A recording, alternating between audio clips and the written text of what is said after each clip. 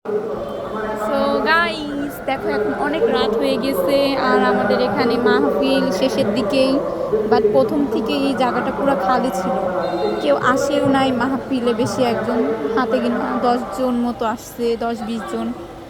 আর দেখো এদিকে এদিকে হলো অনেক ভিড়। এদিকে হলো দোকানপাট বসেছে, যেমন মিষ্টি জাতীয় খাবার অনেক কিছু।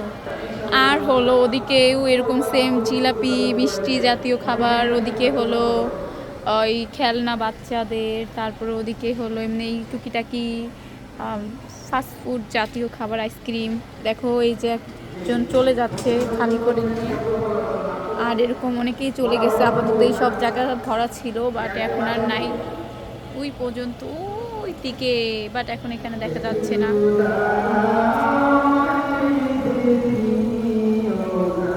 দেখো এখানে ছোট ছোট বাচ্চা, এখানে কোনো বড় মানুষদেরকেও যেতে দিচ্ছে না, মানে শুধুমাত্র ছেলেদের জন্য এখানে জায়গা আছে, মেয়েদের জন্য কোনো জায়গা নাই। কারণ এখানে মেয়েদের বসার যদি জায়গা থাকতো আমি শিওর এই জায়গাটা ভরে যেত।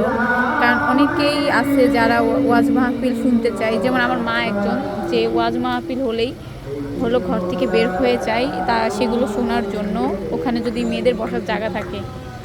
তো এটা খুবই একটা ইয়া কাজ, এখানে মেয়েদের বসার জায়গা হতো, আমি ওখানে যেতাম এবং বসতাম। তো এখানে গজল হচ্ছে, গজল শুনো সবাই।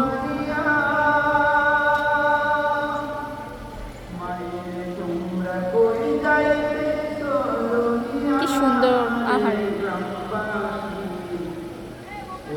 কি জাবানা আসছে, কেউ যায় না।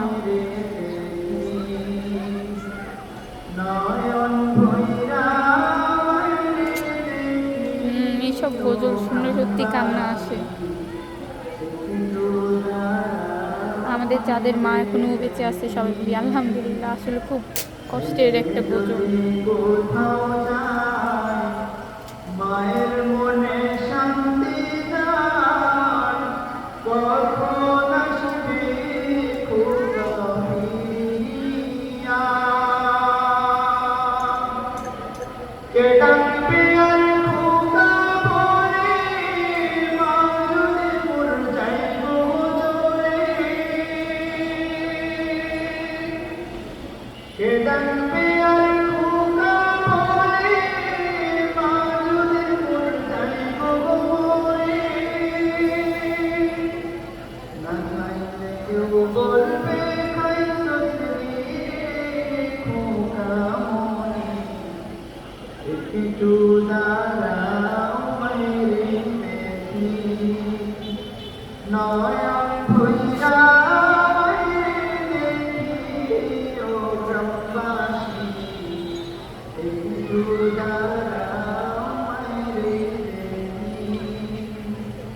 কত নিশি রাতে আইসা দেখছি বাড়িতে, দুঃখিনী মায় রইছে বসিয়া। কত নিশি রাতে আইসা দেখছি বাড়িতে, দুঃখিনী মায় রইছে বসিয়া।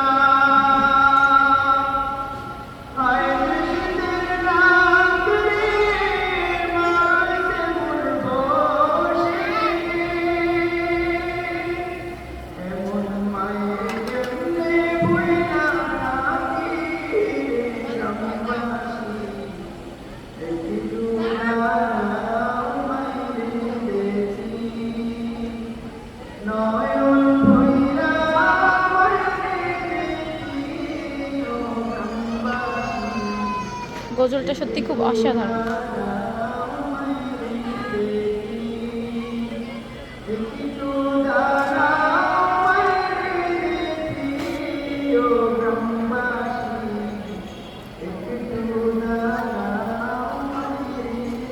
ওই দেখো পপকর্ন, ওই যে পপকর্ন, ওই যে দেখো পপকর্ন।